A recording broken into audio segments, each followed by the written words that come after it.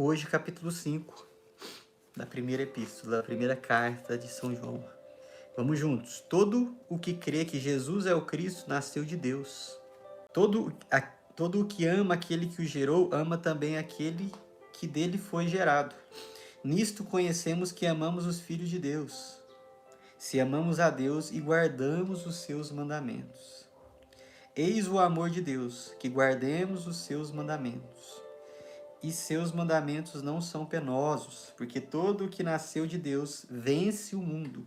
Esta é a vitória que vence o mundo, a nossa fé. Quem é o vencedor do mundo, senão aquele que crê que Jesus é o Filho de Deus? Ontem eu já falei um pouco disso, né? Era a continuação daquilo que estava sendo falado ontem, né? Uma forma de amarmos a Deus é cumprirmos os seus mandamentos. Vivermos os seus mandamentos, buscarmos viver os seus mandamentos. E mesmo quando erramos, como eu falei, buscarmos reconciliação, arrependimento e lutar para ser melhor, né? E aqui ele está falando, os seus mandamentos não são penosos, porque todo que nasceu de Deus vence o mundo. Ou seja, a força que Deus dá é para que possamos vencer as tentações, os desejos, as vontades, a concupiscência da carne, né? Quem é o vencedor do mundo, senão aquele que crê que Jesus é o Filho de Deus? Então, se nós cremos que Jesus é o Filho de Deus, que Ele é o Senhor, que Ele venceu e vence todas as coisas, nós também temos força, coragem, poder para vencer também. Pela força que vem dele, né? Ele, Jesus Cristo, aquele que veio pela água e pelo sangue. Não só pela água, mas pela água e pelo sangue.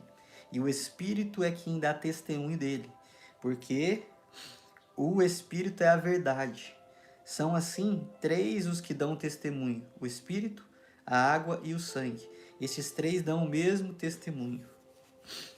Esses três que dão testemunho, né, é uma simbologia que na Terra o que dá testemunho é o Espírito, a água e o sangue. Esses três são um, simbolizando a Santíssima Trindade, né, que é o Pai, o Filho e o Espírito Santo, que dão testemunhos de que Jesus é o Senhor, é o Cristo, é o Filho de Deus, né?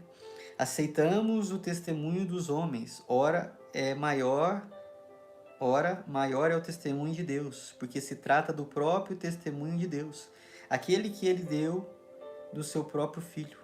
Aquele que crê no Filho de Deus tem em si o testemunho de Deus. Aquele que não crê em Deus o faz mentiroso, porque não crê no testemunho que Deus deu a respeito do seu Filho.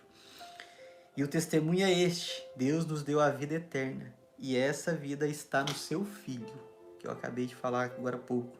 Tem muita gente que ainda não encontrou a vida. Tem muita gente que não tem vida, né? Porque vida é a mesma coisa que Jesus. Ele mesmo se definiu assim: eu sou o caminho, a verdade e a vida. Então não existe uma vida fora dele. A gente pode chamar de qualquer outra coisa, menos de vida, né? Quando nós não estamos em Jesus, Jesus é a vida, né? E não só a vida aqui nessa terra, mas vida em abundância e vida eterna, né? Vida que não morre, que passa pela morte, mas ressuscita, né?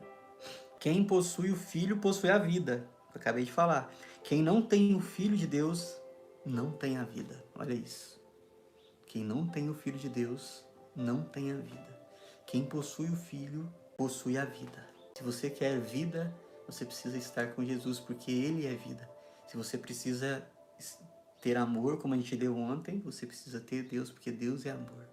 Continuando, isso vos escrevi para que saibais que tendes a vida eterna, vós que credes no nome do Filho de Deus. Para termos a vida eterna, precisamos crer em Jesus, acreditar, aceitar Ele como nosso Senhor e Salvador. A confiança que depositamos nele é esta: em tudo quanto lhe pedirmos, se for conforme a sua vontade, Ele nos atenderá. Olha isso.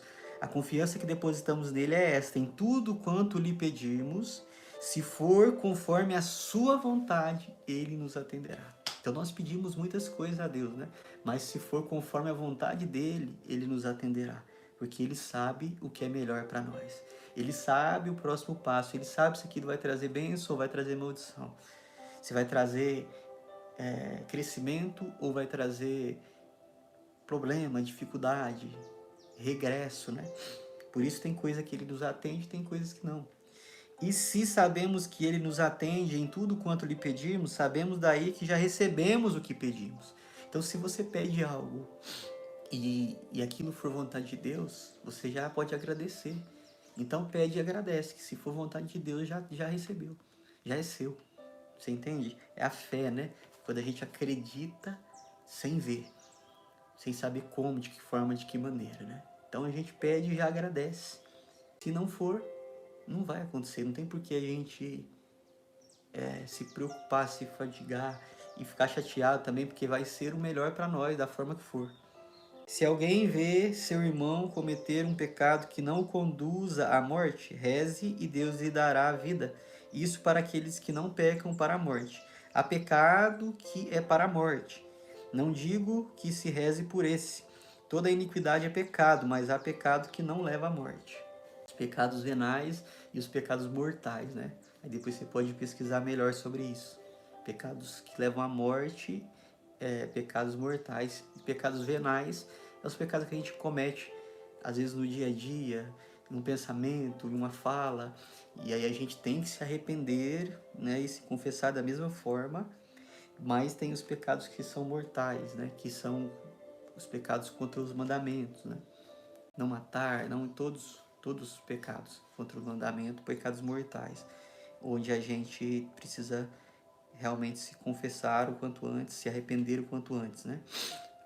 Continuando, sabemos que aquele que nasceu de Deus não peca, mas o que é gerado de Deus se acautela, e o maligno não o toca. Sabemos que somos de Deus e que o mundo todo jaz sobre o maligno. Sabemos que o Filho de Deus veio e nos deu entendimento para reconhecermos o verdadeiro. E estamos no verdadeiro, nós que estamos em seu Filho Jesus Cristo. Este é o verdadeiro Deus e a vida eterna. Filhinhos, guardai-vos dos ídolos. Deixa um recadinho no final para nós.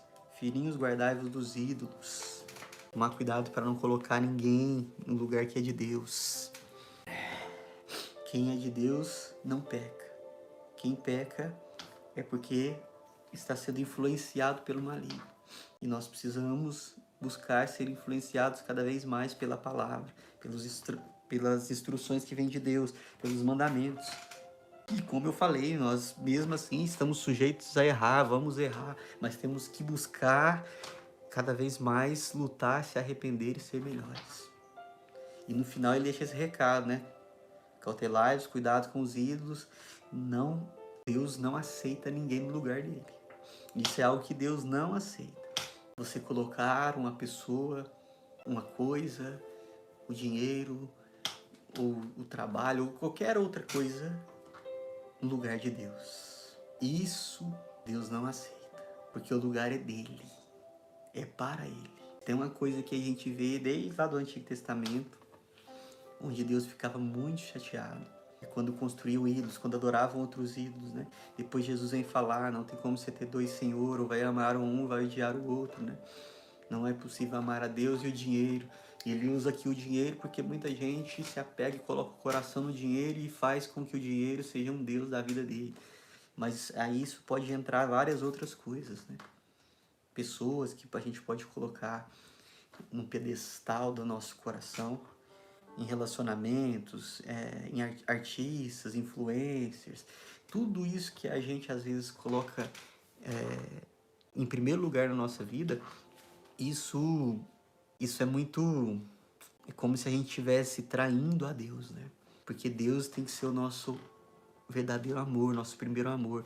Deus tem que ser o que está em primeiro lugar. Quando a gente coloca outra pessoa, outra coisa, outra situação, a gente fica sem chão. Porque Deus tem que ser sempre essa base. Porque se essa pessoa sai, se essa pessoa vai embora, se essa pessoa morre, se você perde o trabalho, se você perde o dinheiro, você perdeu a sua vida.